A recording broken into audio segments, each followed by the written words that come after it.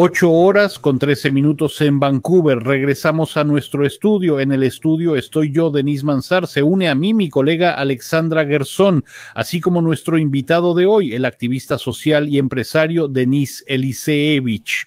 Sasha, hola, buenos días. Denis, buenas tardes. Nos alegra verlos y escucharlos. Sí, estamos muy contentos de que se hayan unido. Hola Denise, buenas tardes. En Florida ya es de día y para nosotros el día apenas comienza. Bueno, no es exactamente una tradición, pero sabes, hagámoslo así.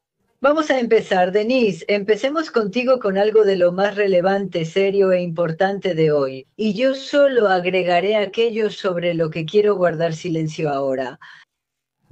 ¿Sí, Denise? Sí, bueno, si vamos a empezar, como se dice, directo al grano, que probablemente de hecho sería lo correcto, como dicen, sin divagar demasiado. Sin duda, eso es lo que está ocurriendo hoy, probablemente en su mayor parte en la política interna de Ucrania. ¿Se trata de la dimisión o el despido del señor Yermak?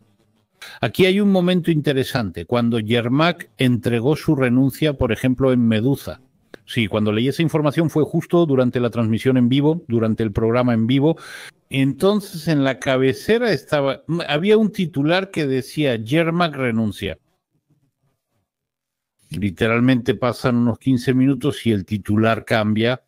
Zelensky despidió a Yermak. Sí, el significado es el mismo. Yermak presentó su renuncia, entonces Zelensky la aceptó. Es decir, lo despidió, sí. ¿Por qué no?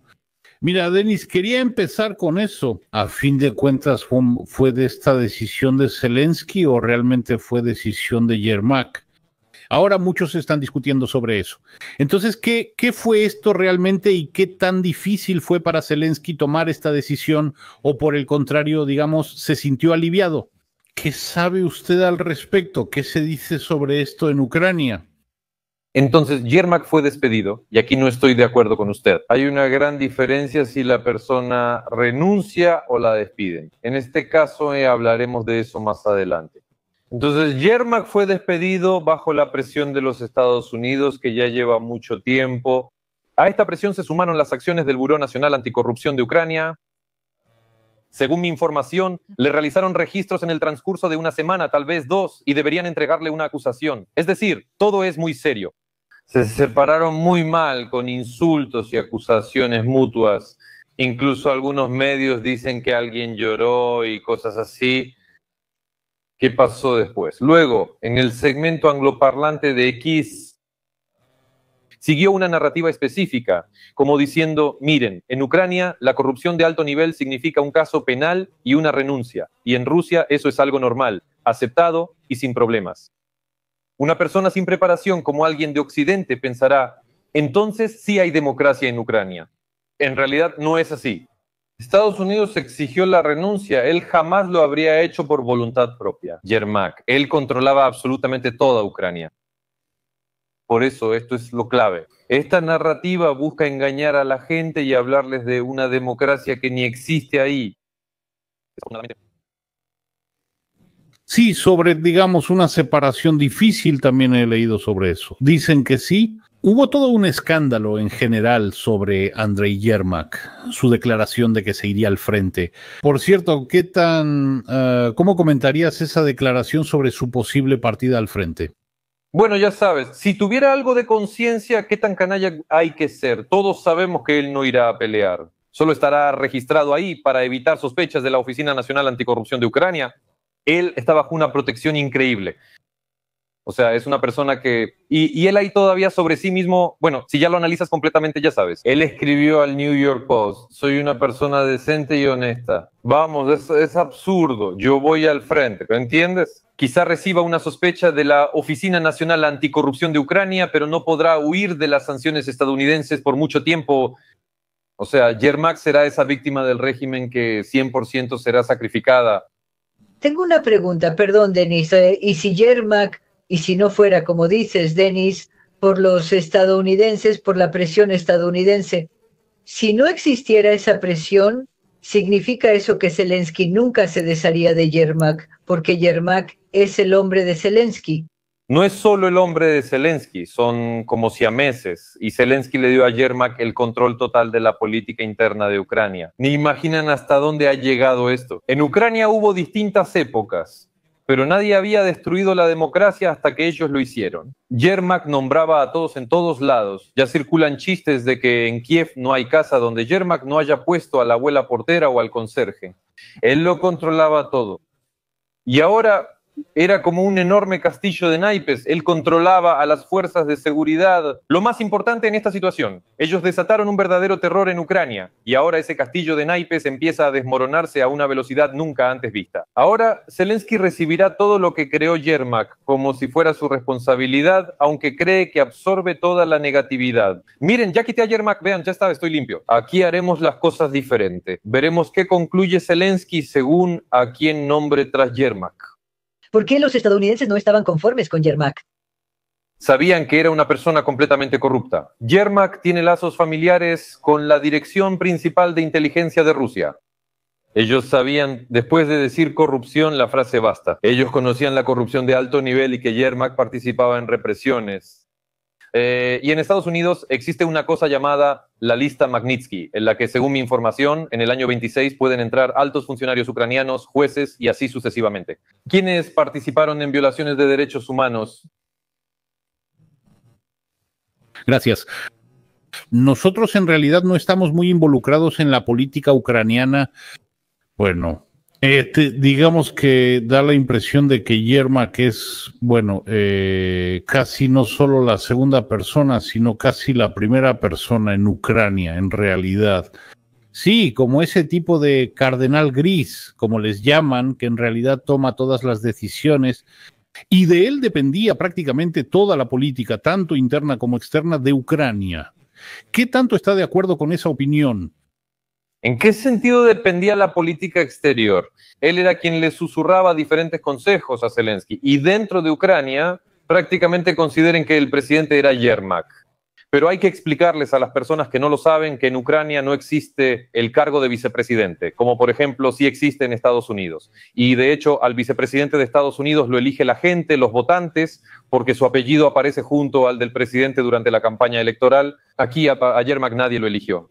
Fue designado personalmente por Zelensky, quien le otorgó esos poderes. Pensemos en eso por un momento. Yermak tuvo acceso a secretos de Estado, eso es obvio, aunque según la Constitución y la ley eso no estaba previsto ni permitido para él. ¿Cómo puede ser eso? Pero en Ucrania eso es posible. ¿Y por qué? Digo, es importante a quién nombre Zelensky como siguiente. Es decir, él debe, si entendió algo, debe nombrar ahí al jefe de la oficina. Un gerente así no sobresaldrá ni tendrá esa influencia como está estipulado. Si él, como sospecho, nombra a un hombre de las fuerzas de seguridad, es decir, está la candidatura de Gudanov, jefe de la Dirección Principal de Inteligencia del Ministerio de Defensa de Ucrania, está la candidatura de Pales, que es militar. Yo supongo que él debe elegir una figura fuerte desde el punto de vista de la fuerza, porque poner simplemente a un gerente... Zelensky no puede gobernar Ucrania democráticamente, solo puede reprimir con fuerza y dictadura, a diferencia de Netanyahu en Israel durante la guerra. Pero todo esto se los digo a través del prisma de Ucrania, de los intereses de Ucrania y de la democracia en Ucrania. No tengo nada personal contra Zelensky, aunque mi familia y yo hemos sido víctimas de sus represiones. Sí, Denis, aquí hay otra pregunta sobre Yermak. De nuevo, repito que no lo sabemos todo y estamos lejos de hacerlo. Solo leí su biografía rápidamente en Wikipedia y pues como que no veo tantas similitudes con Vladimir Zelensky, ¿verdad? O sea, por ejemplo, Mindich, sí, ahí está claro, ellos trabajaron juntos en el mundo del espectáculo. O sea, parece que hay mucho más que los une, ¿no? Pero ¿qué podría unirlos con Yermak? Bueno, aparte, digamos, de conocerse en el contexto de la actividad política de Zelensky cuando él se convirtió en presidente, porque hasta donde entiendo, Yermak fue nombrado en 2019 como asistente del presidente de Ucrania al principio. Tal vez usted sepa algo más de dónde viene esa relación. No es solo amistad, ¿verdad? Sino esa admiración por Andrei Yermak. Y el otorgamiento de tales poderes realmente grandes a aparentemente una persona que sí dirige la oficina del presidente, pero aún así. Hasta donde yo sé, ellos se conocieron. Zelensky hace mucho tiempo fue productor general del canal de televisión más grande de Ucrania, Inter, y Yermak era algún tipo de abogado allí. y hasta donde yo sé, ahí se conocieron. Después Yermak actuó de forma que creo es un agente de influencia de la Federación Rusa. No afirmaré que sea del Servicio Federal de Seguridad o de la Dirección Principal de Inteligencia, pero seguro es un agente de influencia ruso. Se abre en el famoso debate entre Zelensky y Poroshenko en el estadio antes de las últimas elecciones. Ahí está Yermak, él está ahí, está parado tranquilamente. No dice absolutamente nada, solo observa desde un lado, observa. Y cuando se presentó el momento, digamos, de esa vacante, de ese puesto de jefe de la oficina del presidente después de la destitución de Andrei Bogdan, Yermak entró ahí y miren lo que pasó después.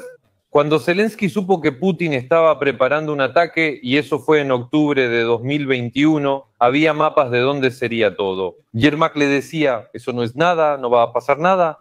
Vamos a construir entonces objetos de infraestructura, vamos a construir carreteras por las que luego pasaron los tanques rusos, vamos a hacer todo eso.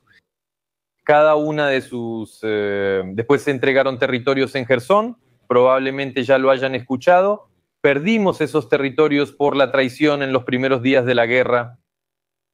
Así fue como pasó todo. No es que Putin haya entrado y se haya llevado mucho al principio. Todo eso fue entregado, simplemente los traidores lo entregaron. Jersón prácticamente cedió todas las regiones sin luchar.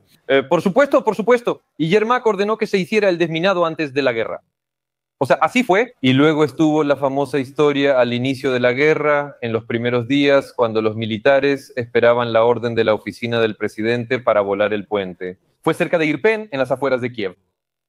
Nunca recibieron esa orden. Y los militares, sin esperar más, volaron ese puente, lo que básicamente detuvo una enorme columna rusa para que no avanzara hacia Kiev. Así ocurrió. Esa información es pública, pero todos callan. Sigamos. Oficina Oval 1-0. Cuando Zelensky se peleó con Trump, se comportó de manera absolutamente grosera y así sucesivamente. Fue Yermak quien le aconsejó ir a la Casa Blanca en ese momento. ¿Entiendes? Es decir, si lo sumas todo, Yermak le daba, discúlpame, todos los consejos malos, primero que nada, para Ucrania. Dejaba las posiciones de Ucrania. Un día antes de que despidieran a Yermak, publica un artículo en Atlantic donde afirma que Ucrania no cederá territorio y rechaza el compromiso. Está saboteando las negociaciones de paz. Así es. Tengo algunas preguntas que probablemente le parecerán banales. Denis, para ti, pero aún así, dijiste, Denis, que a los estadounidenses no les gustaba un personaje como Yermak. ¿Por qué corrupción? Porque de verdad a los estadounidenses les importa tanto la política interna de Ucrania. Se trata del dinero estadounidense y la corrupción durante la guerra, cuando Estados Unidos brinda ayuda colosal. Lo más importante es el dinero estadounidense, después siguen las negociaciones. Vieron que Yermak lleva las negociaciones de una manera que no tendrá éxito, quizás transmitiendo la información de Zelensky de manera distorsionada. Miren, entienden, en realidad esta presión comenzó hace bastante tiempo y Zelensky la encubrió hasta el final. Cuando le pusieron una condición concreta a Zelensky, sospecho que fue: si no lo quitas ahora, te quitaremos a ti junto con él pronto. Él ya no tenía opción y yo ya lo había predicho. Mis espectadores hallaron un video del 24 donde dije, alguien tendrá que sacrificar a alguien. Lo ocurrido en Ucrania era impensable y solo podía acabar así. Dime, por favor, ¿qué tanto la destitución o salida de Yermak de la política podría influir en el desenlace del final de la guerra entre Ucrania y Rusia o no tendría ningún efecto? Mira, la destitución de Yermak en general tiene un impacto muy positivo en Ucrania, en los asuntos actuales y en general en su destino.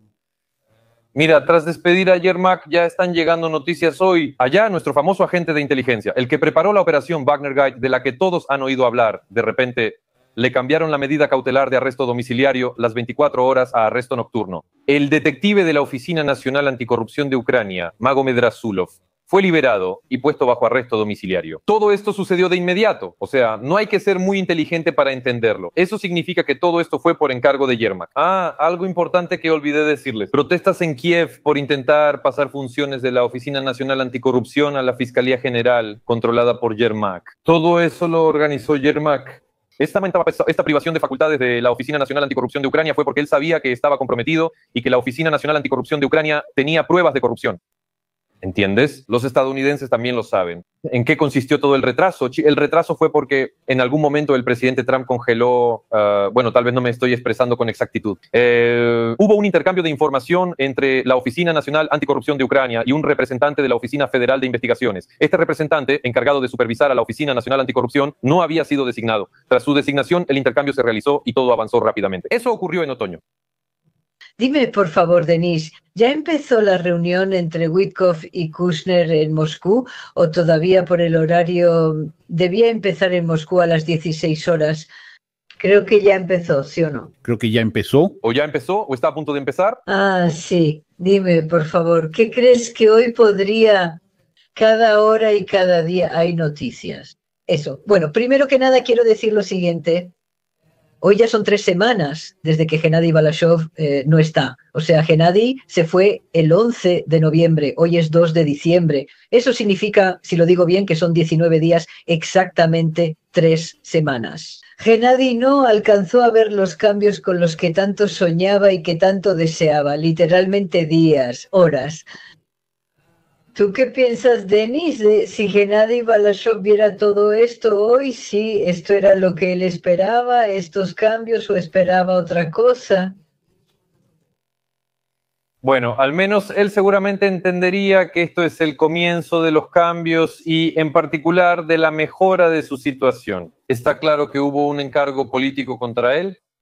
Sabe, la gente, los suscriptores, me escriben que cuando Gennady se fue, para nosotros fue una pérdida como si fuera un miembro de la familia. No podemos superarlo, no podemos recuperarnos, no podemos creer que ya no hará más videos. Por eso, sí, para muchos esto es muy difícil.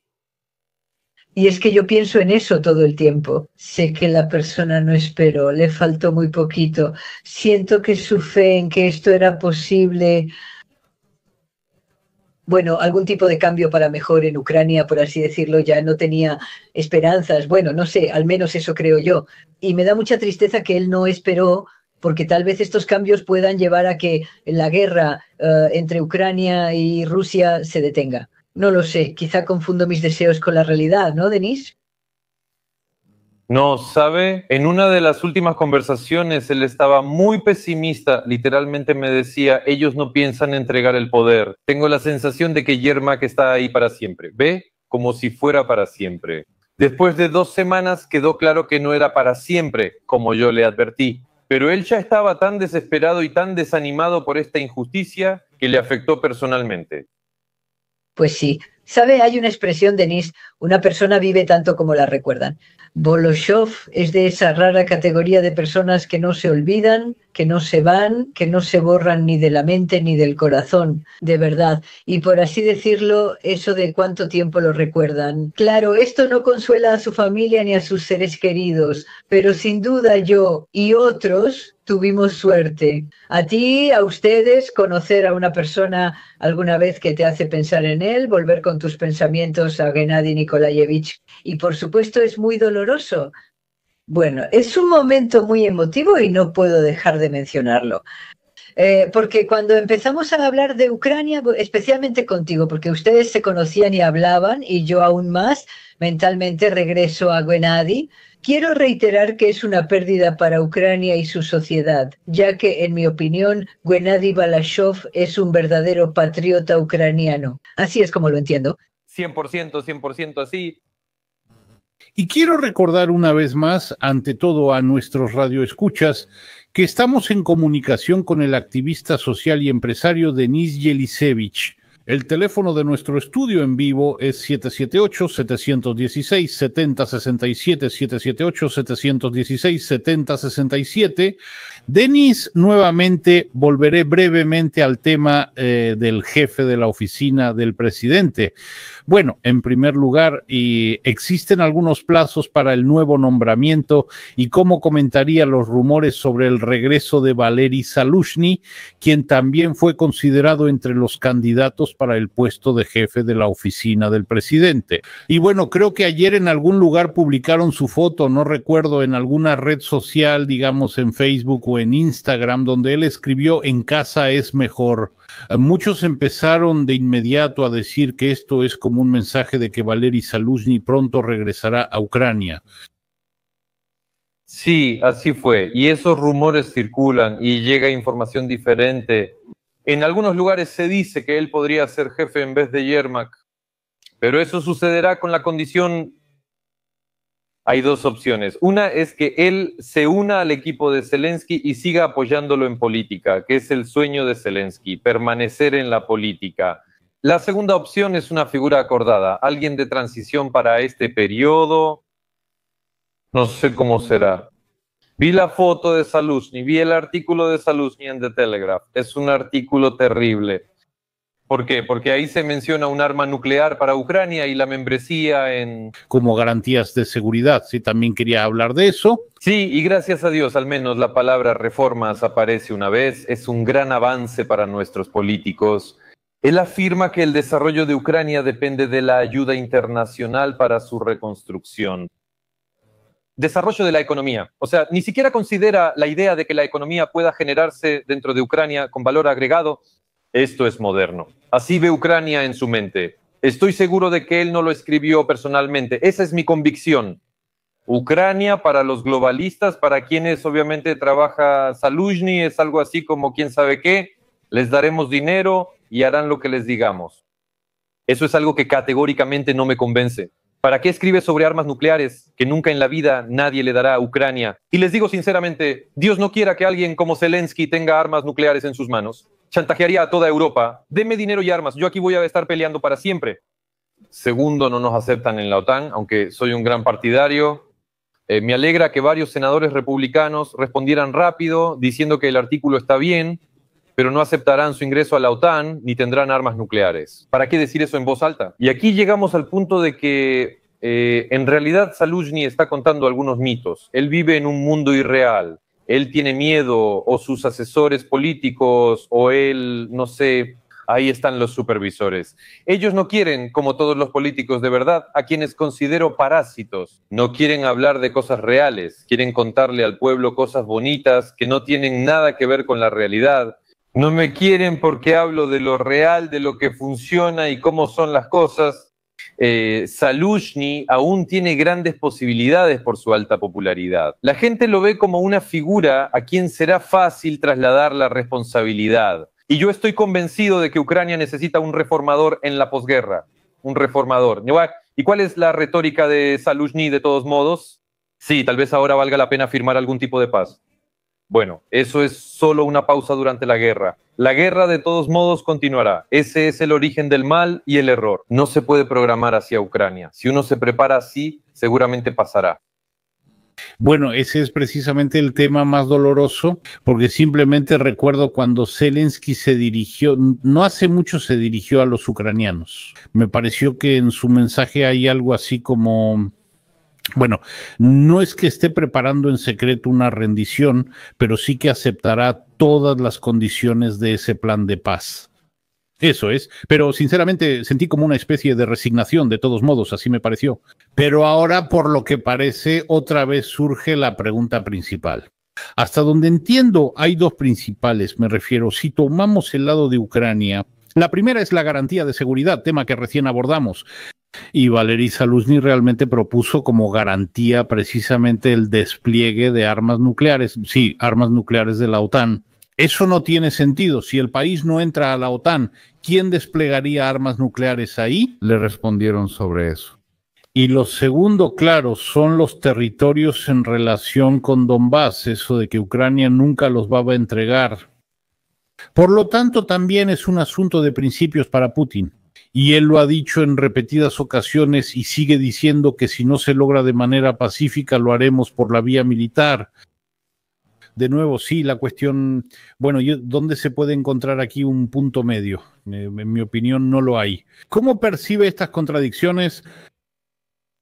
Es evidente que Ucrania tendrá que aceptar un compromiso desagradable. También es desagradable para mí. El intercambio de territorios ha sucedido muchas veces en la historia.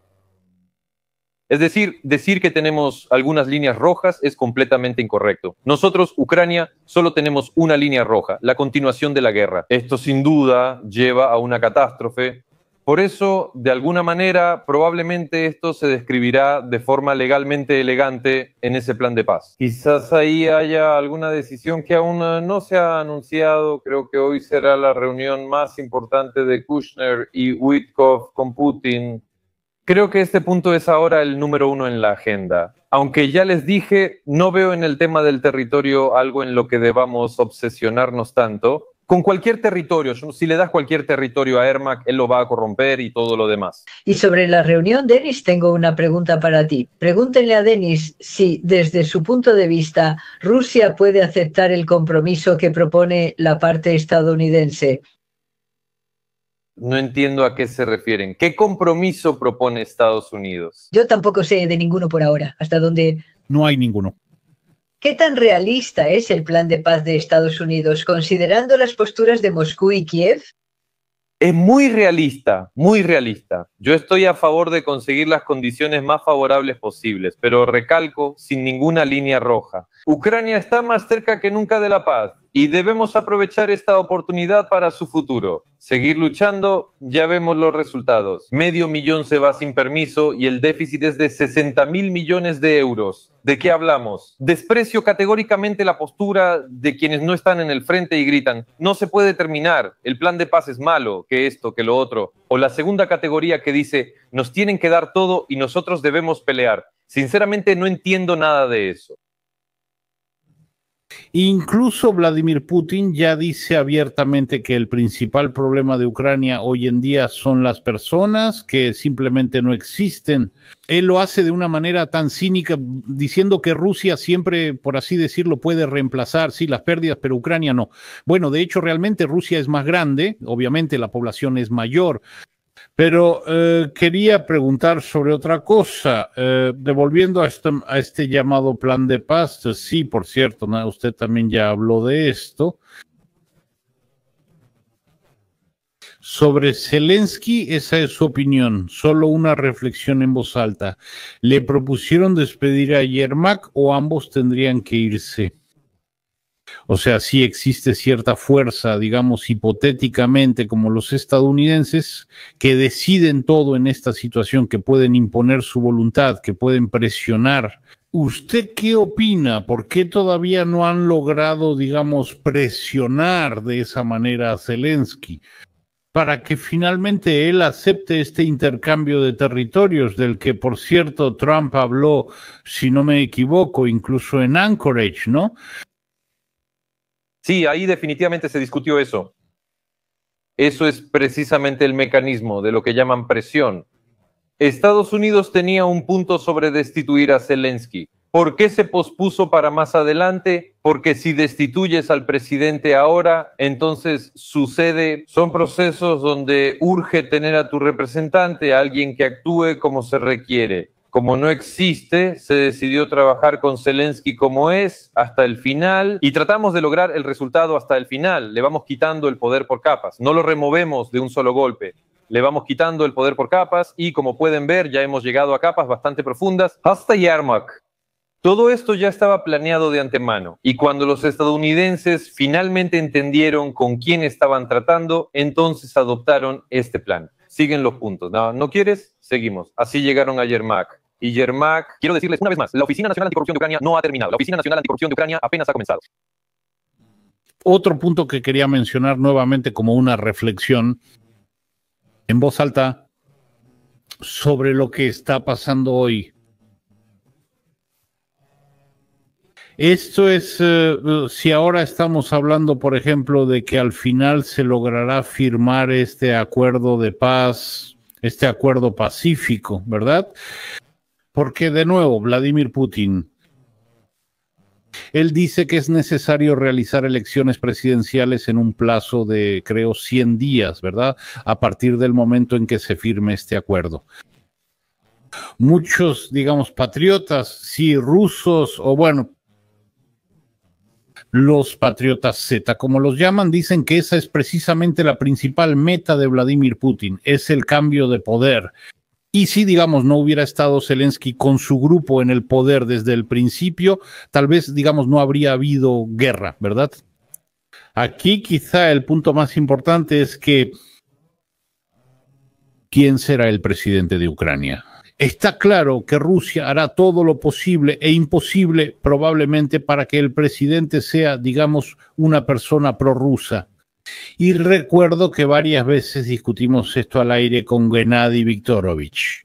Él estaba seguro de que eso era imposible, que un presidente prorruso nunca llegaría a Ucrania. Él aseguró que no, que eso nunca ocurriría, que es imposible. ¿Qué opina usted realmente? Bueno, que Rusia va a hacer esos esfuerzos, eso está claro, pero ¿qué tan posible es como le parece? Aquí es importante definir la terminología, qué significa prorruso. Es decir, si hablamos en el sentido literal de la palabra prorruso, eso es imposible. Ni siquiera hay un 1% de probabilidad de ese resultado. Simplemente es imposible. Por ejemplo, Medvedchuk. Este es el segundo Medvedchuk. No. Una figura así está condenada y no existe. Otra cosa es que se necesita un presidente que realmente entienda la situación, que así es Putin como es. Rusia no va a ninguna parte. Si seguimos con el militarismo, no acabará bien para nosotros. No estamos en condiciones de pelear con un país así. Y en general, ¿para qué pelear? Debemos considerar los intereses de todos, minimizar el dolor y enfocarnos en la economía, las reformas y el futuro de Ucrania.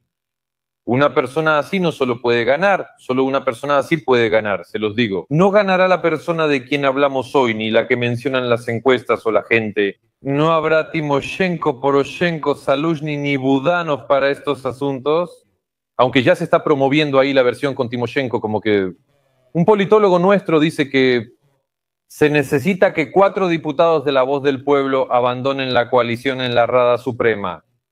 Y entonces se puede hacer presidenta a Timoshenko como la única de las figuras visibles que le conviene a Putin. Y entonces en Ucrania se implementará la llamada opción georgiana. Sí, se habla mucho de eso. Sí. Precisamente sobre la versión georgiana. Denis, cuando pregunté sobre la destitución de Yermak, nos dijeron que lo removieron para mostrar que Trump puede influir en la política de Ucrania. ¿Lo demostraron? Representantes de Estados Unidos, China y Rusia se reúnen para debatir el futuro de los acontecimientos. Anthony II está ahora en Moscú. ¿Estás de acuerdo con este punto de vista? No, Anthony II definitivamente no está de acuerdo. Y un poco sobre otro tema, pregúntenle a Denis, ¿cómo evalúas, Denis, la declaración de Putin de que Rusia está lista para luchar contra Europa ahora mismo? ¿Es una amenaza real o una presión política? Es una presión política. Es una manera típica de actuar de Putin que viene del Comité de Seguridad del Estado, a quien aparentemente alguna vez lo ofendieron muy seriamente y ahora se ha fortalecido, presume su poder y muestra lo fuerte que es ahora. La verdad, no me sorprende en absoluto. Lo escuché hoy y de verdad no me sorprende para nada. ¿Tú crees que Europa se toma en serio esta amenaza? Sí, la están tomando en serio y han empezado a prepararse en la medida de lo posible para una guerra para la que definitivamente no están preparados. Putin no iniciará ninguna guerra. Tranquilizo a la gente. No habrá guerra en Europa. Es imposible. Por vía terrestre, eso ni siquiera se discute. Putin no va a lograr nada. ¿Qué piensa usted, Denis? ¿Por qué Moscú busca excluir a Europa de las negociaciones y destaca a Estados Unidos como su único socio? Porque Europa, ahora no voy a ser abogado de Putin. Europa está actuando de manera muy extraña en este momento. Estas Úrsulas cachacallas son declaraciones poco realistas. O sea, hay que admitir que los líderes europeos actuales ven a Ucrania como un país que debe debilitar a Rusia durante mucho tiempo. O sea, esa es la idea. Esa idea, ¿sabe? Tampoco me convence personalmente. Yo veo a Ucrania con otro futuro. Putin quiere excluir a Europa porque son halcones de la guerra, así de simple, halcones de la guerra. ¿Puede Rusia cortar el acceso de Ucrania al mar si Kiev sigue con la piratería contra los barcos rusos? Bueno, escuché esa declaración de Putin. Creo que algo así es posible. Gracias. Gracias, Denis. Quisiera retomar brevemente el tema del presidente de Ucrania, porque de nuevo muchos piensan que ese es el verdadero obstáculo. Y lo he escuchado varias veces, e incluso ahora en nuestro chat veo que aparece el apellido de Yevgeny Muraev. Por cierto, él estuvo alguna vez en nuestro programa. Claro, hace mucho tiempo, antes de la guerra, daba sus comentarios sobre ciertos temas. ¿Cómo ven o qué opinan de Yevgeny Muraev? ¿Hasta qué punto creen que realmente, al menos en el futuro, podría ser algún candidato para el cargo o la posición de presidente de Ucrania? No hay posibilidades. No puedo ver lo que escriben ahora en el chat. Yevgeny Muraev invierte mucho en medios e intenta avanzar. Es mi total oponente. Es una persona completamente antioccidental. Él tenía esa etiqueta que hoy ustedes llaman prorruso. Sí, por eso lo llamé así, sí. Sí, completamente prorruso. Cuando inició la guerra, desapareció de los medios y no dijo nada en 3 años, como si nada ocurriera. Por cierto, según sé, vive en Austria, un hermoso país occidental. O sea, cuando aparece en la televisión es un gran antioccidental, pero cuando se trata de vivir él mismo con su familia, resulta que Viena es un buen lugar. Él no tiene oportunidad, ¿entienden? Yevgeny Muraev es básicamente un soviético puro y defiende lo mismo que los llamados prorrusos. Apoyan el capitalismo estatal como el que construyó Putin en Rusia. O sea, quieren llegar al poder, concentrar esas mismas 3.500 empresas de las que les hablé mucho la vez pasada y manejarlas como lo hace el Kremlin. Eso es todo. No requieren reformas ni capitalismo, sino capitalismo estatal que considero fascismo. Y ya. Y lo que quede, pues que se encarguen de eso los empresarios. Ellos solo quieren concentrar en sus manos enormes activos estatales que realmente existen en Ucrania. Sí, no mencioné ese apellido por casualidad. Bueno, en primer lugar, porque como dije, pero una vez más, él estuvo alguna vez al aire con nosotros. Y muchos realmente lo llaman precisamente así, prorruso, desde el punto de vista que con él probablemente sería mucho más fácil llegar a un acuerdo. Y él está más bien, no tanto por la integración, sí, sino por relaciones más estrechas en ese sentido con Rusia. Aunque, por supuesto, yo tampoco veo nada malo en eso, por cierto. Si se trata de relaciones de buena vecindad que ahora no existen, y no sé cuándo aparecerán ahí, si es que aparecen y algo más. Bueno, de nuevo, ya entendimos que es un presidente prorruso y una persona que, bueno, digamos, percibe la política de Putin tal como es y se adapta hábilmente a ella. ¿Ve usted a un candidato así en el horizonte?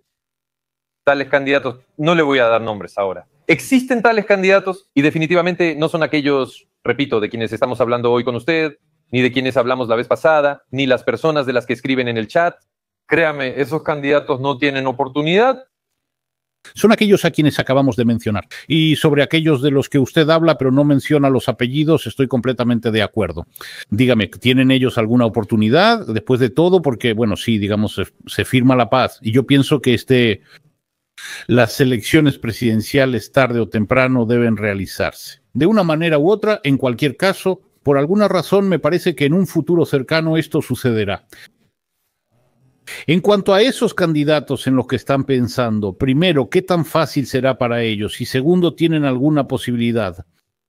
Sí, no solo tienen posibilidades. Estoy seguro de que un candidato así ganará y no será el único. Y la política ucraniana será inevitablemente, ¿cómo decirlo? Estará en una situación completamente diferente. Todo será totalmente distinto. Es decir, esa política anticuada sufrirá su último fracaso y la política será completamente diferente. El país ya está cansado de eso. Eso también es parte de la razón por la que no pudimos evitar esta guerra.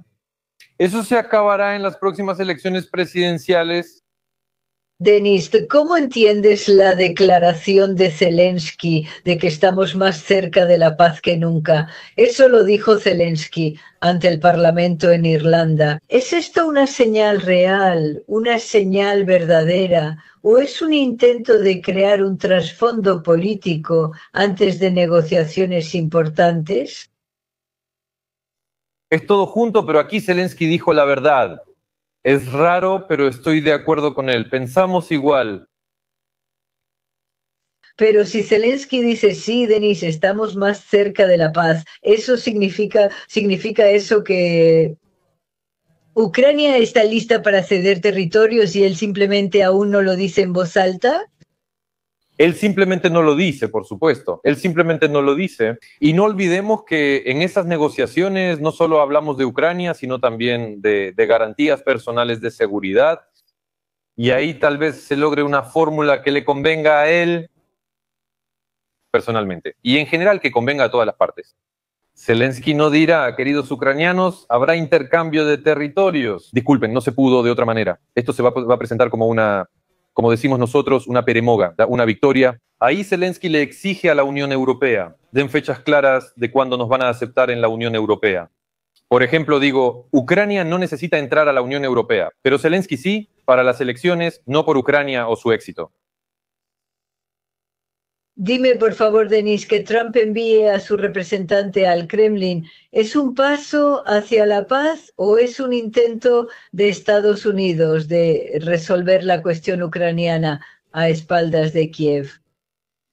No, no es la primera vez, es un proceso de negociación absolutamente normal. Witkoff ya vino y ahora llegó Kushner. Todos lo saben y entienden. Antes de la transmisión leí que tras la reunión en el Kremlin, Witkoff y Kushner verán a Zelensky en otro país europeo.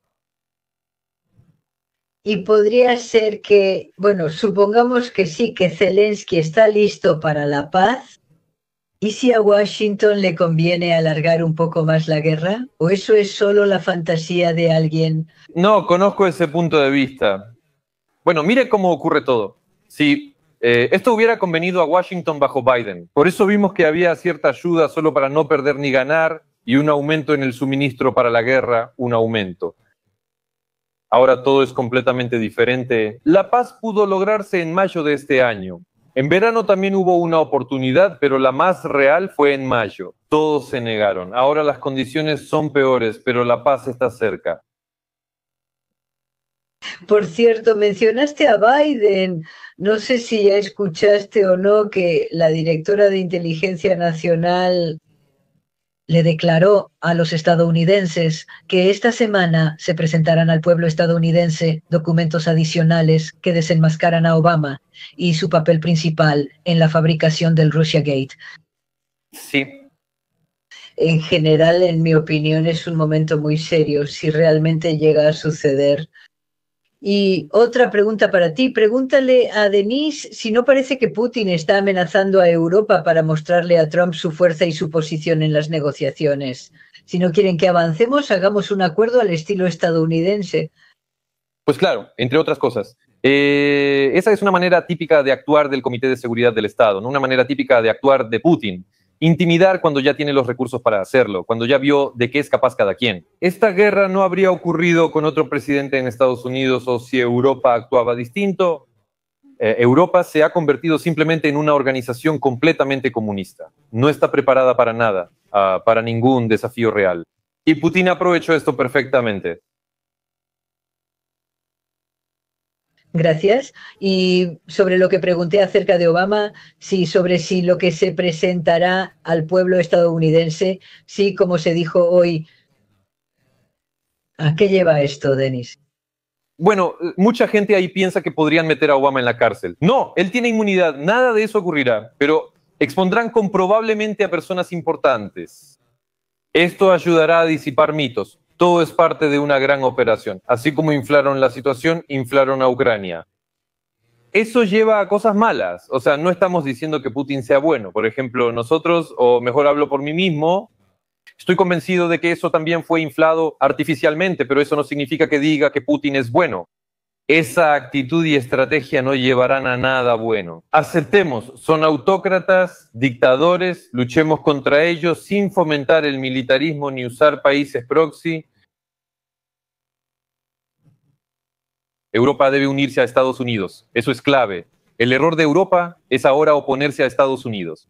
Pero realizaron un ejercicio. La OTAN realizó un ejercicio en Rumania recientemente y ahí fallaron en 5 o 6 puntos clave. No pueden arreglárselas sin Estados Unidos. Pero esos líderes nunca apoyarán los valores, por ejemplo, del presidente Trump. Son personas enfocadas en lo suyo. Repito, calla calas cada declaración. Simplemente estoy sorprendido de que una persona así pueda ocupar una posición así en Europa. Europa es grandiosa, pero los líderes ahora son simplemente lo peor. Le preguntan de qué opina usted, Denis, por qué en el año 22 Zelensky no firmó la paz. En el 24... Aquí escriben en el 22. ¿Por qué no firmaste en el 22? Por eso, por el presidente que tenemos. Probó lo que es ser un gran comandante. Le llenaron la cabeza de ideas. Yo creo que también, Yermak. Sobre Boris Johnson ya lo hablamos contigo. O sea, le dijeron, te daremos todo, vamos, presiona a ese Putin. Y él se lo creyó tanto, piensa, me va a salir bien. Soy simplemente un galán. Esto es a lo que llevó. Ahora discutimos errores radicales y fundamentales por los que tendrá que responder. ¿La guerra tenía que haberse terminado en mayo de 2022? No tendríamos que discutir hoy la retirada de tropas del Donbass ni otros temas, ya que esas condiciones no existían entonces. Y Putin se habría calmado, porque en ese entonces recibió una lección. Denis, ¿cuál es tu opinión? Esta pregunta ha estado pendiente desde hace tiempo, sobre Arestovich y Mark Fagin. ¿Mi opinión? Sí. Bueno, ya sabes, soy una persona directa, voy a hablar directamente. Mark Fagin es simplemente un sinvergüenza total con un pasado muy dudoso. Por cierto, sobre Arestovich, yo tuve una historia personal con él y eso es todo, pero no quiero participar ahora en ningún tipo de acoso contra él. La gente debe olvidarlo como figura política. Ya no tiene oportunidad, pero él tiene éxito en su nicho de la psicología, tiene una escuela y todo eso. Eso sí le sale bien. Yo no tengo ninguna relación con él. Por cierto, ¿Gennady Balashov conocía a Arestovich o no? Sí, muy cercanos. Organizaban cosas antes de que Arestovich fuera conocido. En principio, fue Gennady quien le dio el impulso para entrar en la vida mediática en ese entonces. Él lo llevó a un público más amplio. Gennady tenía un canal de YouTube enorme para esa época. Hace 11 años ya contaba con 100.000 suscriptores. Era increíble. Y Arestovich venía a las transmisiones en vivo, ahí hacía su demagogia. Y también gracias a eso consiguió mucha audiencia. Pero lo que acabas de decir, de verdad me dejaste, no puedo creerlo. 100.000 suscriptores hace 11 años, Denis. En la época del Maidán, Gennady tenía videos con más de 1 millón de vistas. Intenta lograr eso hoy, y fue hace tiempo. ¿Y eso significa que Balashov era probablemente uno de los políticos más destacados en Ucrania? ¿Populares me refiero? Populares, sin duda. Es solo que él no tenía, entienden, en ese entonces toda la política pasaba por la televisión. Hoy en día la televisión en Ucrania está muerta, todo está en YouTube, en general, en Internet, YouTube, Telegram, redes sociales. En ese tiempo la televisión tenía el 80% de la influencia. Balashov fue pionero. Primero ganó muchos seguidores en Facebook escribiendo publicaciones, después migró a YouTube.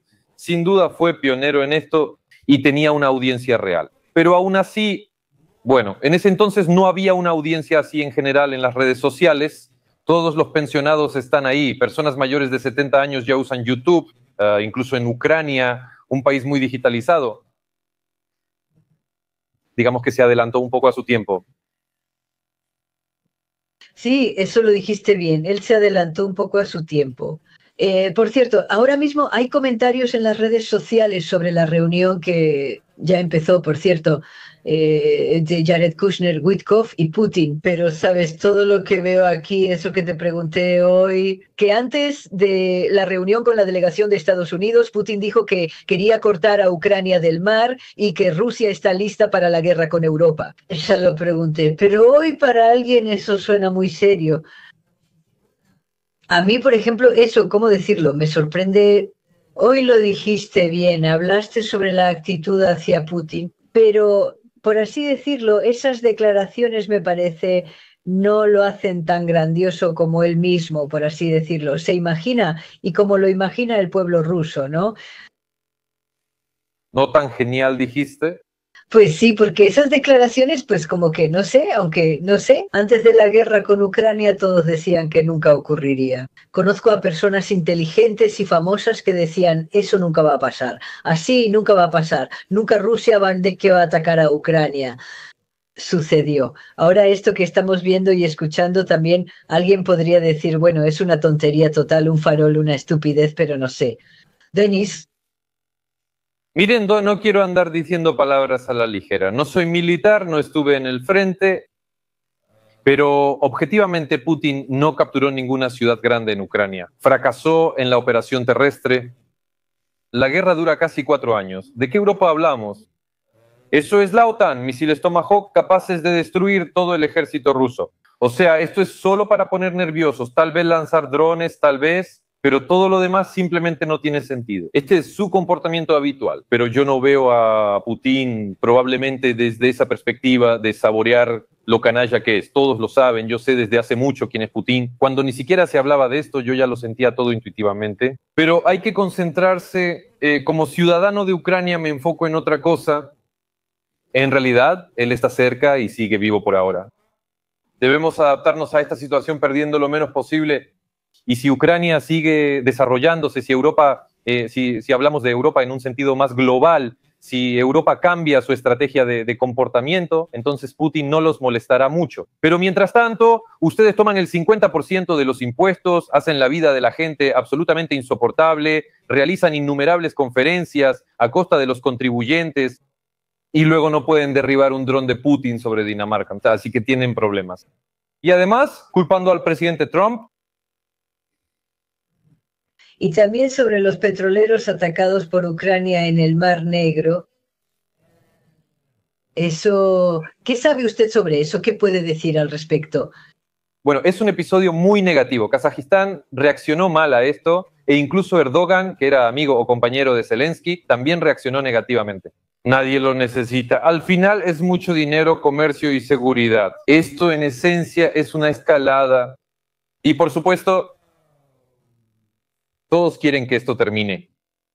Pero Erdogan influye mucho en este asunto. Bueno, sobre lo que te acabo de preguntar, Denis, dime, si los ataques a los petroleros continúan, ¿significa eso que habrá algunas medidas de represalia contra los barcos de los países que ayudan a Ucrania? No quiero especular. Si empiezo a decir que si esto sigue habrá una escalada, entonces no deberíamos hablar de un plan de paz. En esencia se va a frustrar. Esa podría ser una forma en que se frustre, pero no quisiera reflexionar sobre eso. Es decir, hay una guerra, digámoslo así. No hubo ningún alto al fuego, nada de eso. Hay una guerra. El plan de paz, el acuerdo de paz, ni siquiera uno preliminar no se ha firmado. Hay acciones militares en curso. Putin va a bombardear Kiev otra vez, esperen, Ucrania de nuevo, por supuesto, por supuesto. Con Gorbachev y Yeltsin, Rusia perdió territorios y con Putin los anexó. ¿Cómo es acaso eso no es un logro significativo? ¿Ese comentario es del chat? Sí. Bueno, mire, yo entiende, podría responderle groseramente, pero ¿para qué volver a encender esto entre los pueblos? Esta persona vive, disculpen, en un desastre total. Él necesita algunas tierras en las que nunca estará. Digamos Verdiansk o Gerson, por ejemplo. ¿Cuándo estará él ahí? Nunca. Las necesita para sentir su grandeza. Solo puedo decirles, acaban de anexar ahora en Ucrania. Todo es terrible, todo está mal, pero caray, qué grandiosos somos. Llevamos 4 años luchando contra la propia Rusia. Somos simplemente fantásticos. Pero la verdad, a costa de otros. Esa opinión también existe, ¿verdad? Que somos grandiosos, ¿no? Sí, nos une una grandeza terrible. Dios no lo quiera. Que alguien diga algo distinto a lo que nos gusta. De inmediato te vuelves agente pro Putin del Kremlin y ya no queremos oírte ni verte. A ver, dime, Denis, los rusos dicen somos grandiosos, los ucranianos dicen somos grandiosos, y la guerra sigue, y en realidad no hay grandeza, ni de un lado ni del otro, porque todavía nadie en el mundo ha llamado a la guerra el mayor invento. Es una tragedia colosal, mueren de ambos lados. ¿Dónde está la grandeza, ya sea de un país o del otro? Ese es el horror de la mentalidad soviética y postsoviética. Yo veo esta cadena así, pasado comunista. La persona confía en el Estado y lo ve como salvación. Yo veo un problema, ellos una solución. Por eso es fácil que una persona así caiga en la propaganda, como lo lograron tanto Putin como Zelensky. La propaganda ucraniana en 3 años logró lo que Putin planeaba en 20. Dime, por favor, el partido de Gennady Balashov, libertario, 5.10. ¿Era eso una alternativa? ¿Qué tenía de especial que podría haber hecho mejor la vida en Ucrania, la vida de los ucranianos? Pero Gennady tenía que ante todo un buen programa económico.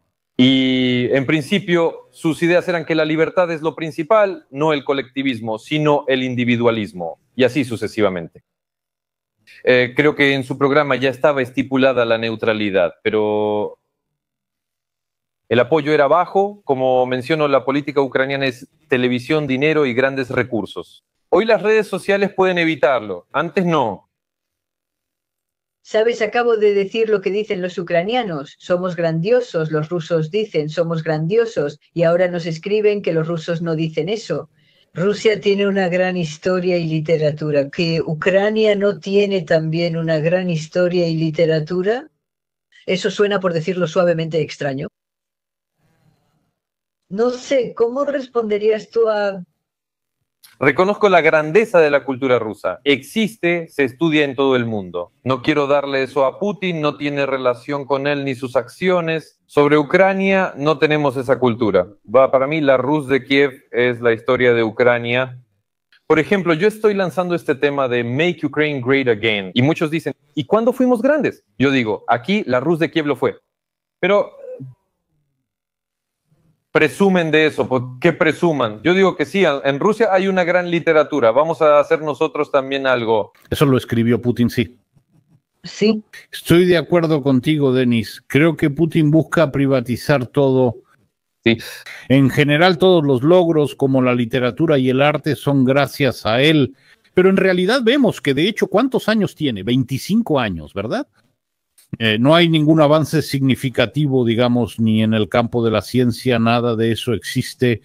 Solo es como balancearse en las nubes del pasado. Y se olvida que los ucranianos, cuando aún formaban parte de la Unión Soviética, también aportaron mucho al desarrollo de esa misma Rusia. Siendo así, ¿de qué podemos hablar? Porque todo estaba tan entrelazado y ahora tratar de sacar algo de ahí, de jalar algunos hilos, de desenredarlos, todo eso se ve tan absurdo, y hasta no solo absurdo, sino también tonto. No debimos caer en eso, pero lo hicimos y le regalamos el idioma ruso. Cuando digo nosotros, hablo de los líderes de Ucrania y globalistas, no de mí. Eso fue intencional, regalar el idioma ruso. ¿Por qué destruir esos monumentos? Podrían no haber reaccionado. Por cierto, también quería decir algo sobre el idioma ruso. Eso también fue un obstáculo y todos lo comentaban mucho. Decían que en Ucrania discriminan, que no dejan, cómo es posible, y que en las escuelas eliminan y prohíben el idioma. Pero ahora, en esos territorios que, digamos, Rusia ha ocupado, sí, ahí no le dan ningún papel al idioma ucraniano, simplemente ninguno, ahí simplemente no existe. Ahí todo es en ruso, aunque haya ucranianos, por ejemplo, niños ucranianos que hablan ucraniano, sí, pero nadie tiene intención de estudiar el idioma ucraniano, solo van a estudiar ruso. Tengo entendido que en esas regiones que ahora ocupa Rusia, ahí también hay una situación interesante respecto al estatus. Yo quería preguntar, Denis, sobre el papel de Rustem Umerov. Muchos también han hablado de eso. ¿Hasta qué punto ves tú su papel, primero que nada? Bueno, y no es que esté hablando solo del proceso de negociación. Muchos estaban pendientes de si él regresaría o no a Ucrania, también estuvo relacionado con ese escándalo. ¿Cuál es la situación hoy con...? Tengo entendido que él es miembro, ¿verdad?, del Consejo Nacional de Seguridad de Ucrania, o... incluso es el secretario, creo, ¿no? Él es el jefe, sí. El jefe. Sí. Hoy no voy a hablar mal de Rustem Umerov. Lo único que critiqué fue su ropa durante las negociaciones de paz aquí en Miami recientemente. Si la gente escuchó atentamente nuestra transmisión pasada, ahí mencioné que Umerov hizo todo correctamente. Y luego, cuando eso fue ignorado, yo tampoco lo diría ahora si no me lo hubieras preguntado. En el New York Post hay un artículo sobre Ermak, sobre que él les envió un mensaje diciendo, voy al frente. Ahí hay un párrafo dedicado a Umerov, que Umerov se reunió con Kash Patel, el jefe de la Oficina Federal de Investigaciones, en su último viaje a Estados Unidos antes de reunirse con todos los demás. Eso es todo, ya lo sabía, por eso estaba seguro y corrigieron a Ermak. Umerov es el jefe. Eso es todo. tengo una pregunta del chat. Andrei Yermak, quien fue destituido de su cargo como jefe de la oficina de Volodymyr Zelensky en el año 24, rechazó la propuesta de desarrollar contacto con el yerno de Donald Trump, Jared Kushner. ¿Sabe Denis algo sobre esto? Sí, eso realmente sucedió. Este es uno de los episodios que confirma todo lo que discutimos antes hoy. Entonces, dígame, ¿fue inteligente por parte del yerno de Trump no desarrollar la relación? No, sin duda. ¿Por qué? ¿Cómo lo explicó? Yo no estuve ahí, pero ¿verdad que en esto se puede ver que beneficia a Rusia? ¿Sabe? En las elecciones presidenciales de Estados Unidos, Yermak convencía a todos, Kamala va a ganar, hay que apoyarla. Zelensky se lo creyó. Ellos, recuerda, fueron con los demócratas a una fábrica militar en Pensilvania en la campaña electoral. Sí, sí, sí. Al hacer eso tomas partido. Y el entonces presidente de Polonia, Duda, actuó de otra manera. Básicamente les dijo a los polacos, que son muchos en Estados Unidos, voten por Trump, yo apoyo a Trump. Y entonces todo estaba bien con Polonia. Y Zelensky actuó como, no quiero decir quién, pero yo le gritaba que actuara de otra manera. Le sugería, Trump va a ganar. Lo que estás haciendo está mal. Pero Yermak le sugería otra cosa. Por cierto, esa es información que mucha gente les puede confirmar. Que Yermak le decía, vamos a apoyar a Kamala, eso es todo. ¿Tú qué piensas, Denis? ¿Por qué Yermak sinceramente creía que Kamala era buena o había alguna otra razón? Yo sigo pensando que Yermak está en una misión especial, cumpliendo el papel de agente de influencia de Rusia, haciendo todo de manera que sea malo para Ucrania. Te voy a hacer una pregunta incómoda, en mi opinión. En cada guerra hay un tercer beneficiario. En la Primera Guerra Mundial fue Gran Bretaña, en la Segunda, Estados Unidos. ¿Y ahora quién? Porque ni para los rusos ni para los ucranianos esta guerra es rentable. O sea, Solo hay que separar. Muchos, sobre todo en Rusia, creen que los intereses de Putin son los mismos que los de Rusia. Se los voy a decir más fácil. Todos ganaron, menos Ucrania. Ucrania perdió una enorme cantidad de personas que se fueron y murieron. Ucrania perdió territorios. La infraestructura de Ucrania está destruida.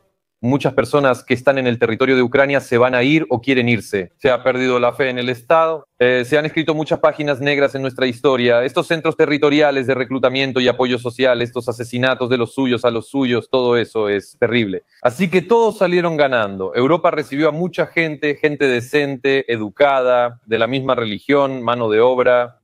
Ambos bandos lucraron con el complejo militar industrial mientras Ucrania lo perdió todo. Los Yermak ganaron mucho dinero en la guerra. Ustedes no imaginan cuánto. La audiencia no sabe las cifras de lo que obtuvo Yermak, quien supervisó todo durante la guerra. Está directamente relacionado con la guerra.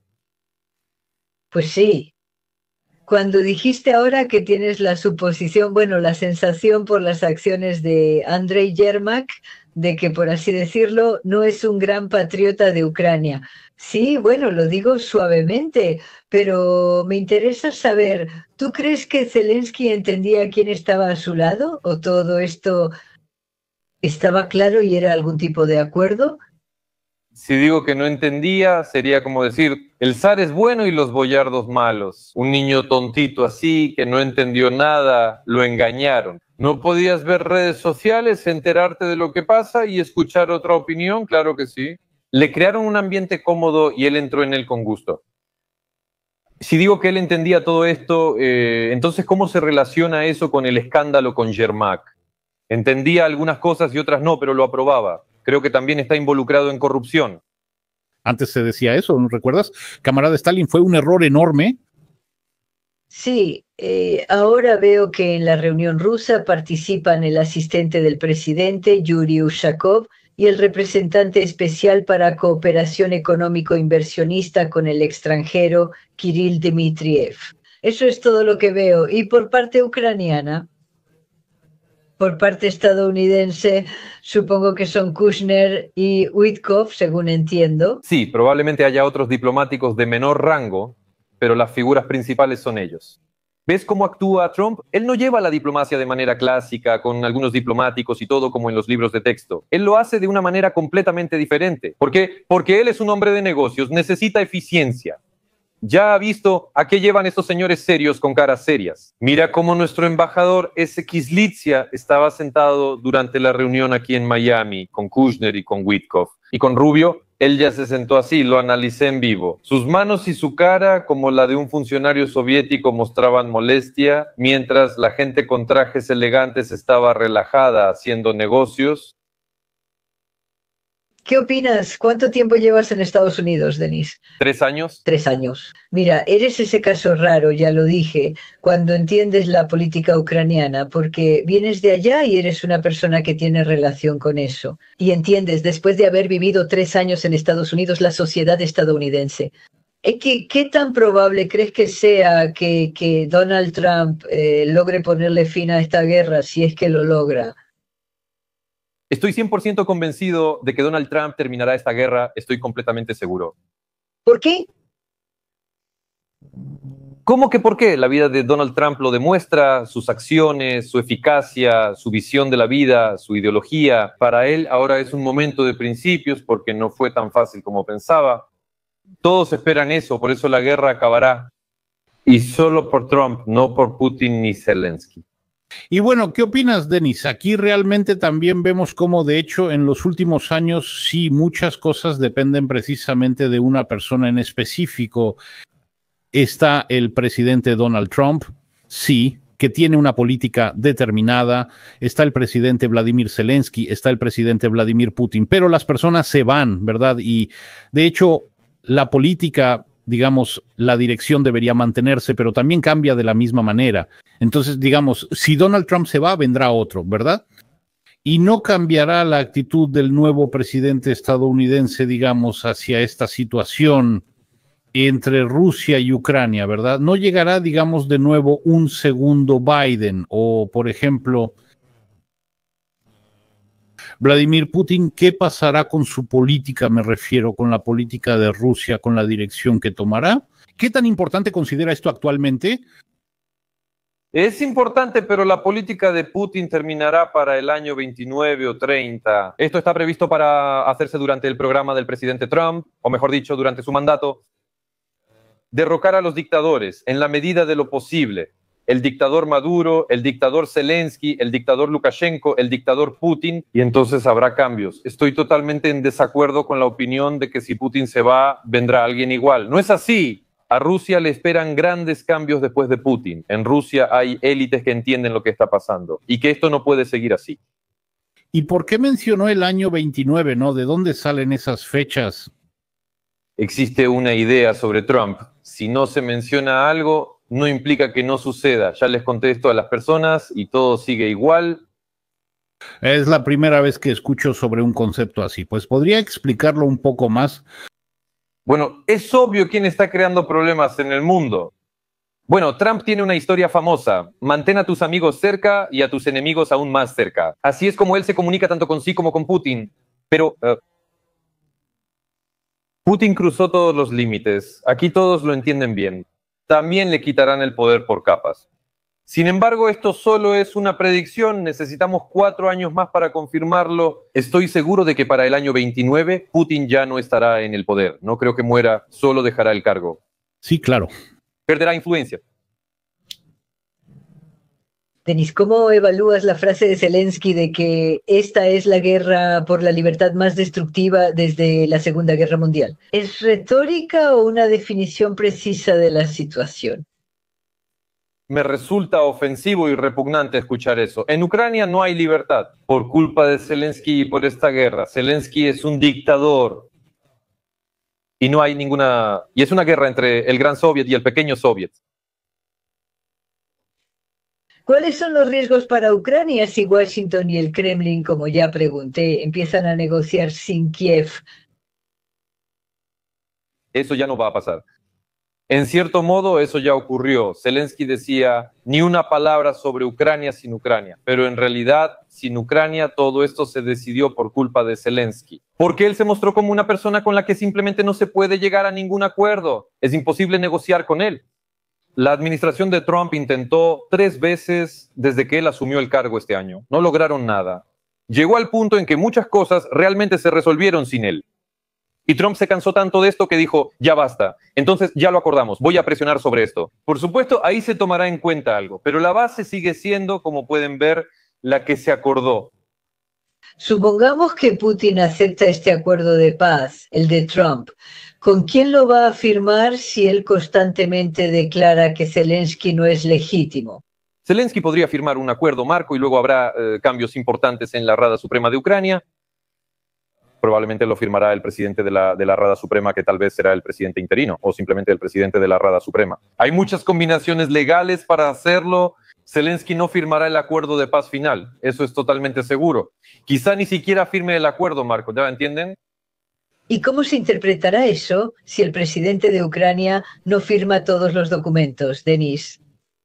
¿Y quién firmó el acuerdo sobre materiales de tierras raras con Estados Unidos? Lo firmó Sviridenko, que en ese momento no era primer ministro. Todo eso se maneja. Preguntaron sobre los territorios, Alexandra, tú o Denis. Les contaré algo, no sé si sea secreto. Todo podría resolverse con un referéndum que podría ocurrir pronto, ya que aquí se debate seriamente. Si ocurre algo tan extremo, Zelensky deberá deslindarse y habrá un referéndum. Por cierto, se me olvidó algo, el plan de paz para Israel, creo que Israel mismo lo firmó o no, no estoy seguro. Creo que también había dos partes involucradas ahí.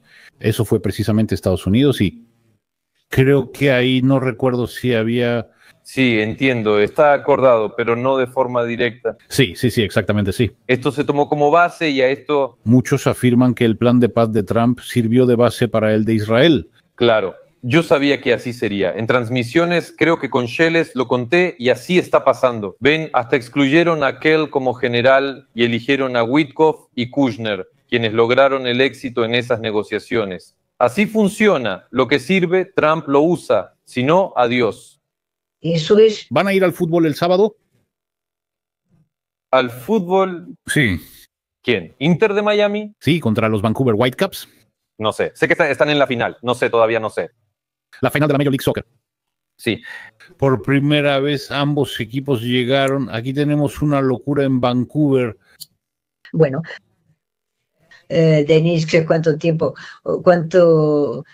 quería decir Denis, ¿cuánto tiempo lleva Trump siendo presidente? Va a ser un año en enero, ¿verdad? Apenas. La inauguración fue en enero, hace un año. El 20 de enero será un año.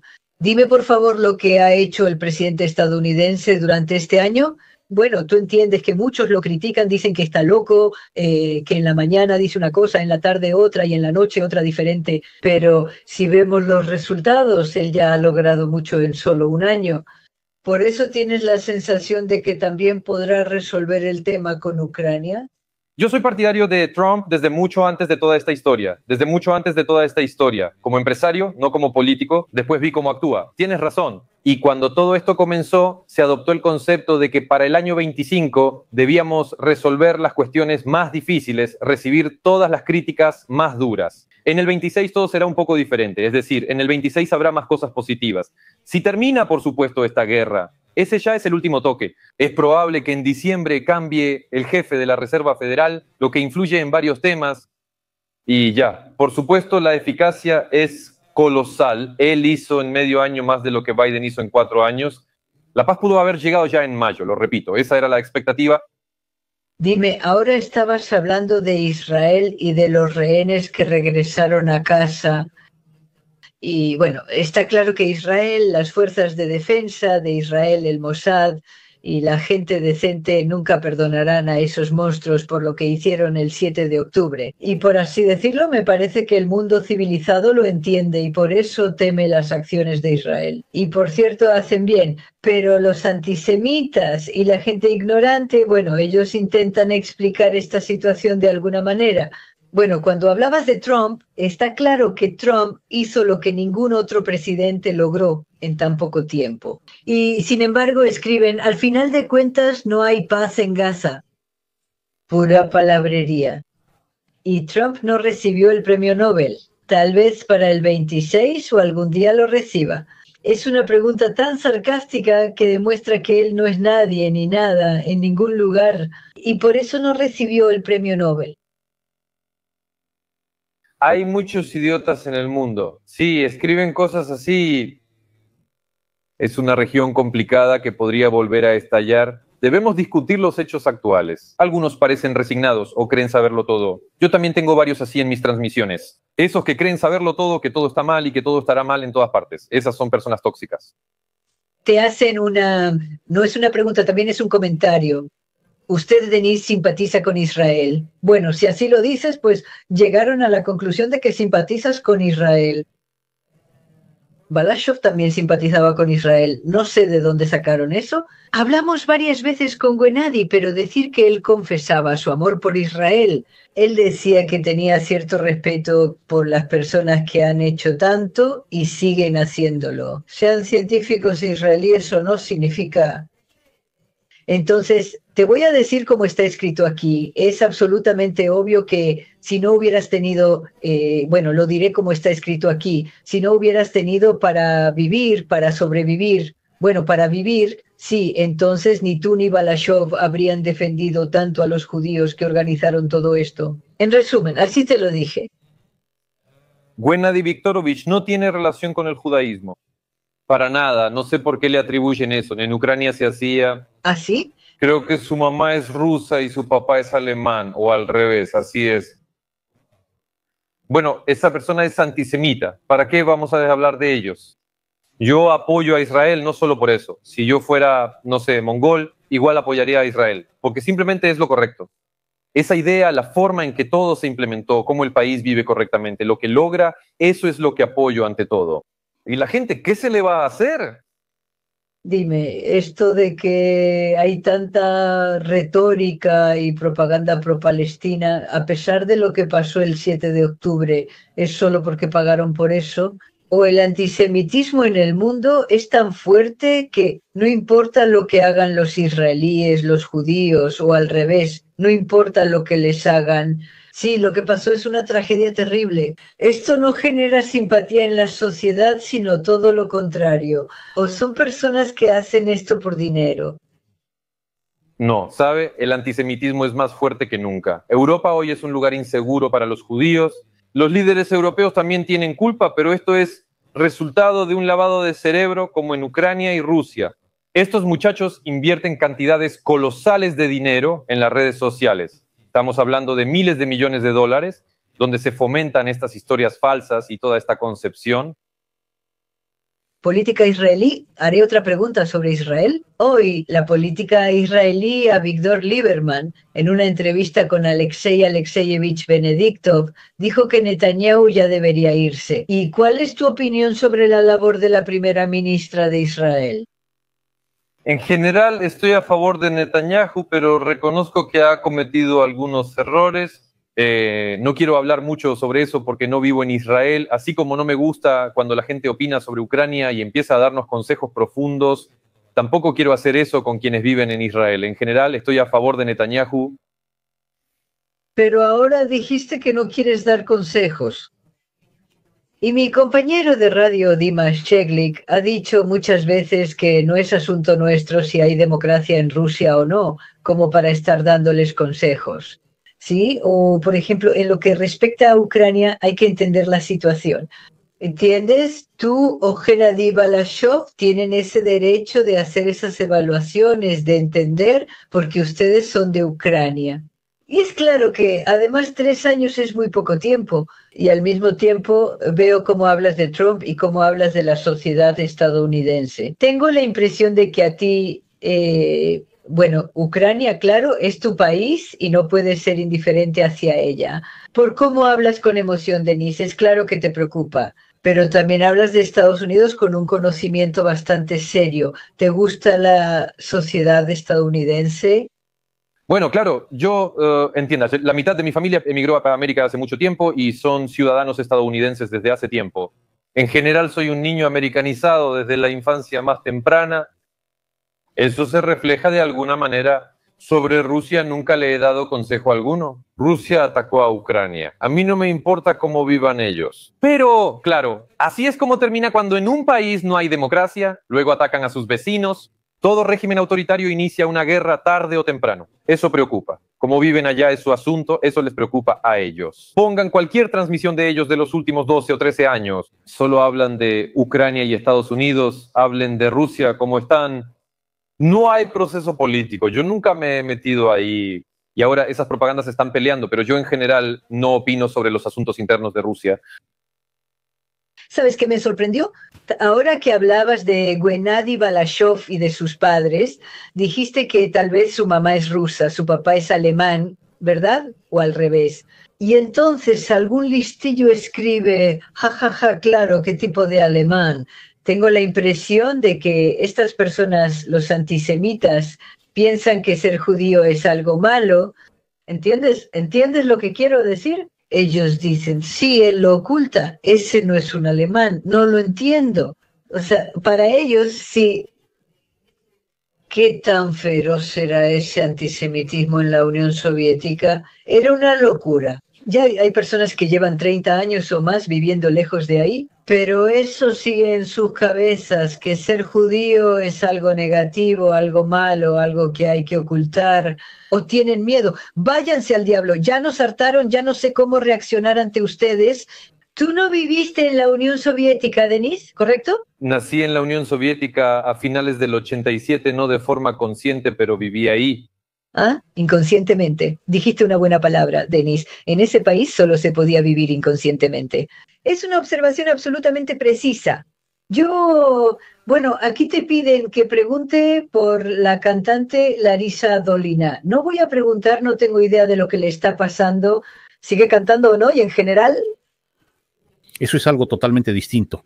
¿te gusta Larisa Dolina como cantante, Denis? ¿Por qué debo preguntarte eso? No tengo idea. Nunca he comentado eso. En algún momento la respeté. Cuando empezó la guerra, Putin organizó un concierto en el estadio y ella asistió. Creo que es de Odessa. Eso es terrible. Eso es terrible. Es algo totalmente distinto. Actualmente en Rusia hay un boom de cancelación de Larisa Dolina. Eso es todo. Sí. Hubo una publicación falsa, ¿verdad? Supuestamente yo iba a regresar a vivir a Ucrania, ¿eso es todo? No, el asunto es que no, todo es más simple, más banal y por eso más terrible. Ella vendió su departamento por una cantidad de dinero increíble, pero en realidad era un departamento caro a un empresario, a una empresaria. Y luego, después de un tiempo, dijo que unos estafadores la habían manipulado y que el dinero que recibió por ese departamento se los entregó a ellos. Ella acudió a la corte y la corte se puso del lado de Larisa Dolina. Le quitó el departamento a esa empresaria, pero Dolina no le devolvió el dinero. Entonces el departamento volvió a Larisa Dolina y el dinero también se quedó con ella. Y no solo eso, sino que ni siquiera le dio pena. Al poco tiempo volvió a poner el departamento en venta por segunda vez. O sea, esto es, y aquí incluso los patriotas Z, esos patriotas Z tan radicales, tan extremos, y hasta ellos empezaron a cancelarla. O sea, ahora esos memes sobre ella están por todo internet. O sea, ahora es una historia muy sonada. Claro, no va a cambiar nada, harán ruido y luego se calmarán. Están pensando en cortarla de los programas de Año Nuevo. Ahora está muy de moda, por ejemplo, cualquier negocio, por ejemplo, los que ponen azulejos, dicen nosotros ponemos azulejos, pero nunca pondremos azulejos en la casa de Larisa Dolina, por ejemplo. O, por ejemplo, compramos boletos. Sí, pero no iremos al concierto, devuélvanos el dinero porque lo hicimos sin darnos cuenta. O sea, bueno, así es como va la cosa. La principal queja sobre Dolina es que realmente es Kudelman, no Dolina. Ya me acostumbré. Es a Kudelman, Denis es Goldstein, no Elisevich, etc. Denis, dime por favor, ¿qué piensas hoy? En 1 o 2 horas probablemente ya se conocerán los resultados de estas negociaciones. Me refiero a Kushner, Witkoff y la parte rusa. Bueno, ahora todos están escribiendo que esto puede terminar de una u otra manera. Bueno, de lo que sea que hablemos, Denis, de lo que sea que hablemos, todos piensan solo... Bueno, no todos, muchos piensan. Yo misma no me gusta la palabra todos. ¿Cuándo terminará la guerra entre Rusia y Ucrania? La pregunta no es solo cuándo, sino qué significará su final tanto para Rusia como para Ucrania y para todo el mundo. El mundo suspirará aliviado. No quiero hablar de Rusia.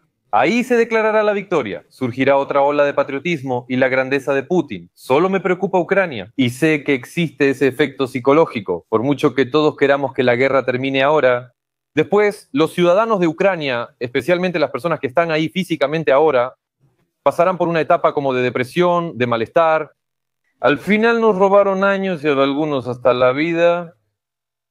Habrá otro periodo difícil y muchas cosas complicadas seguirán ocurriendo en Ucrania incluso después de la guerra. ¿Eso es? Y ayer me dijiste una frase, dijiste, incluso si la fase activa de las acciones militares termina, eso en absoluto, entre Rusia y Ucrania, Eso en absoluto significa el fin de la guerra. ¿Qué significa eso? Sí, porque la guerra termina cuando se firma un tratado de paz y falta mucho para que se firme un tratado de paz completo, porque es, como decirlo, de un formato muy amplio.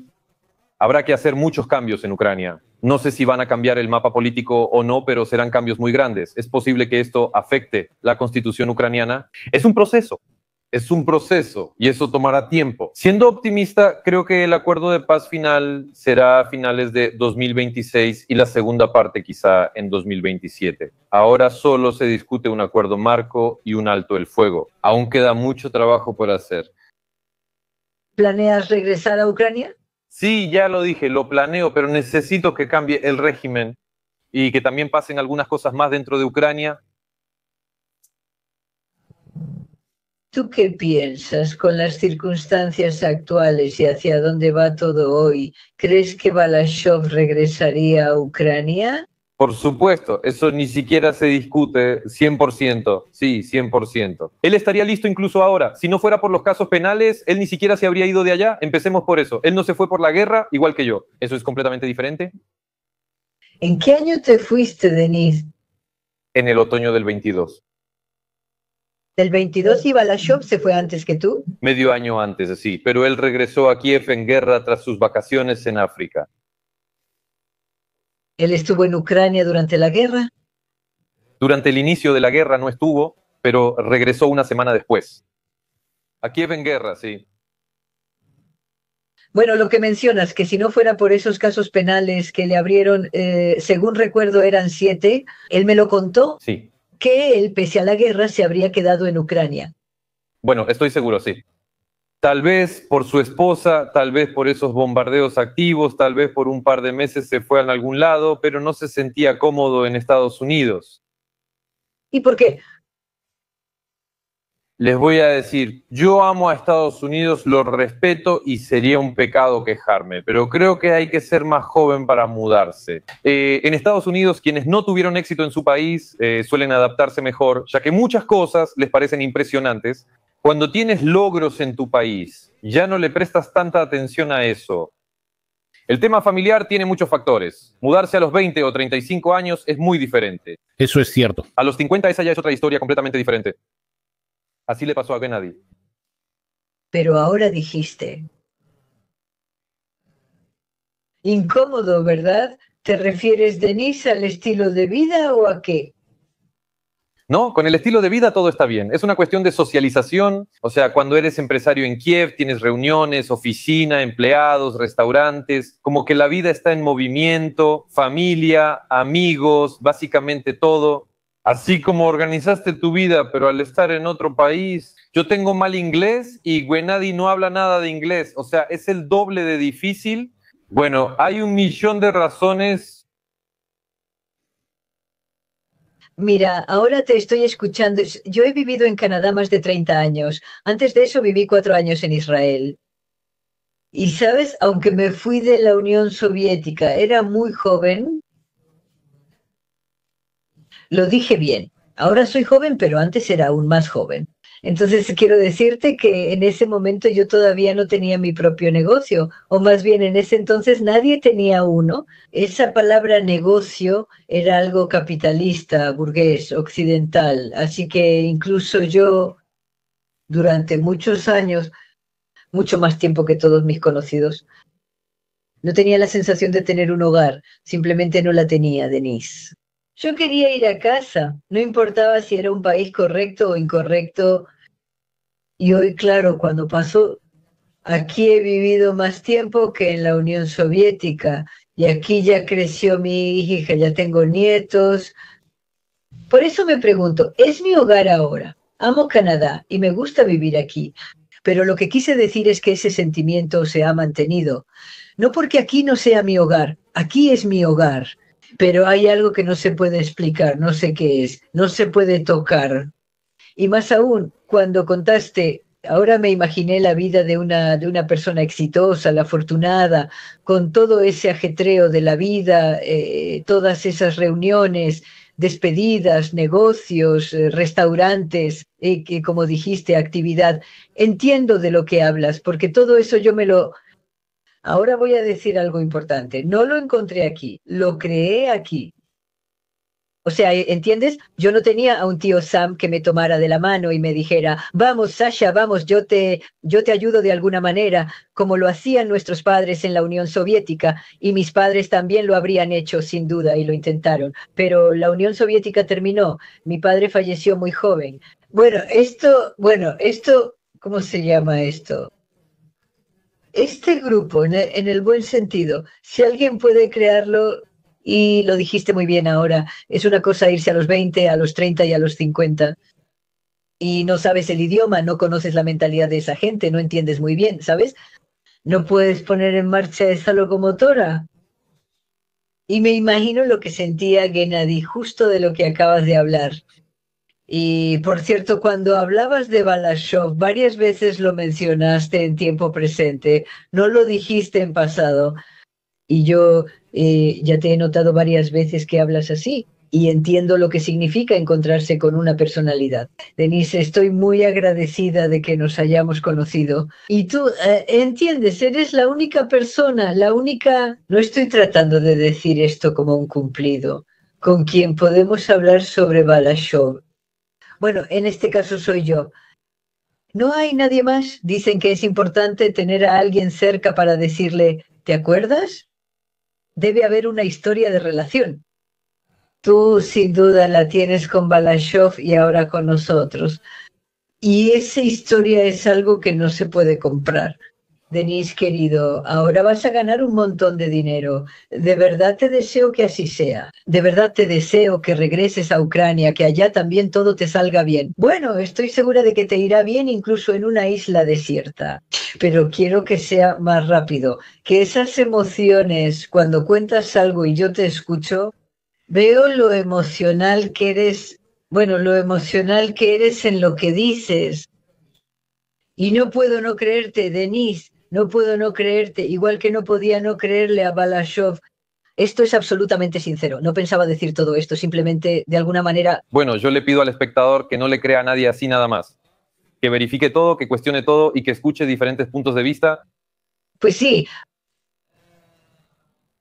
Mira, no importa lo que digamos o escribamos, nada de eso funciona. Denise, queremos que seas presidente de Ucrania. Mira, justo ahora te escribieron. ¿A ti te gusta la política? Si regresaras a Ucrania, ¿planeabas involucrarte en eso? ¿O es poco probable?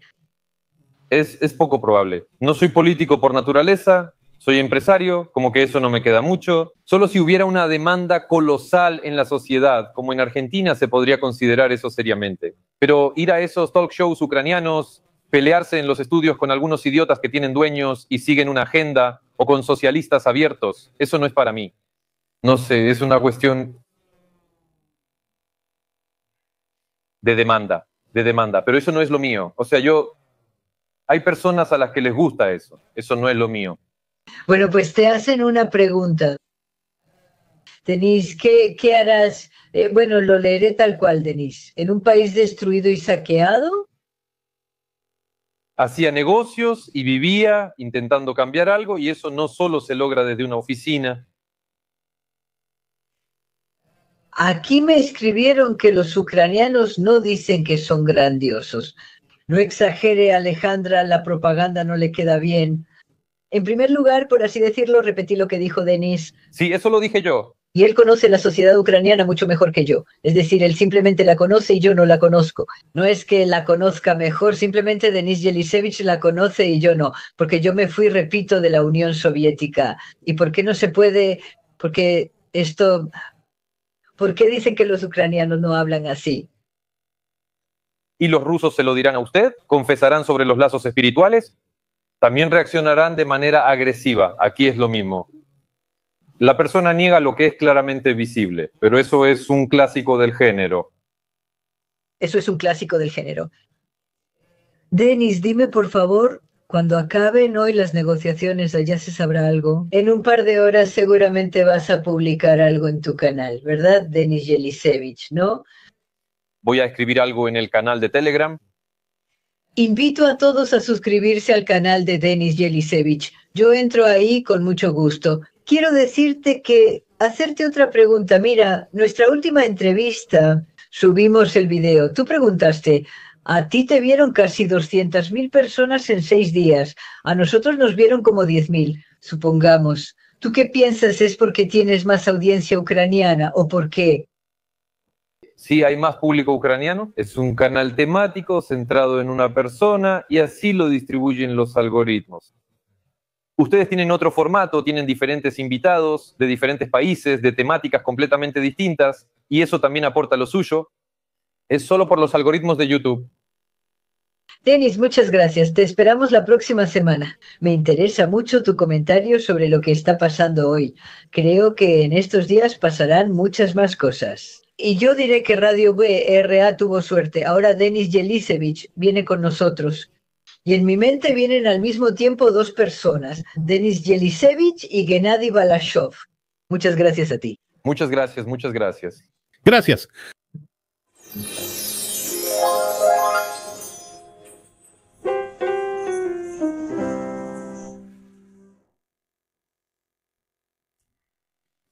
9:51 en Vancouver. Terminamos nuestro café matutino de hoy en Radio BRA en la frecuencia 96.1 en Vancouver, en Toronto y en Calgary.